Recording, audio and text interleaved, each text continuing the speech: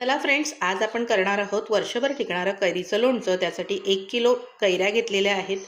स्वच्छ धुवून कापडाने पुसून घ्यायच्या आणि नंतर अशा प्रकारे त्याच्या फोडी तयार करून घ्यायच्या। आता या फोडींना 2 चमचे मीठ आणि 2 चमचे हळद लावून व्यवस्थित मिक्स करून ठेवायचं। असं केल्याने कैरीतलं जे एक्स्ट्राचं पाणी असतं ना ते निघून जातं आणि आपला जो लोणचं आहे ना तो जास्त काळ टिकतो। आता ह्या कैऱ्या मी उन्हामध्ये एक ऊन लावून घेतलेलं आहे, इथे बघू शकता अशा सॉफ्ट होतात। त्यानंतर 250 ml तेल घेतलेलं आहे। तेल गरम करून मग थंड करून लोणच्यासाठी वापरायचं आहे। तोवर इथे फोडी घेतलेल्या आहेत भांड्यामध्ये। या भांड्यामध्ये लाल तिखट, राई पावडर, राईची जी डाळ असते ना ती, हिंग आणि चवीनुसार मीठ घालून एकत्र करून घेणार आहोत। तोवर इथे तेल गरम झालेले आहे। तेलामध्ये लसूण पाकळ्या घालायच्या आणि व्यवस्थित मिक्स करून हा तेल आपल्या लोणच्यामध्ये घालायचं। असं केल्याने लोणच्याला अजिबात बुरशी लागत नाही, वर्षभर लोणचं छान टिकतं।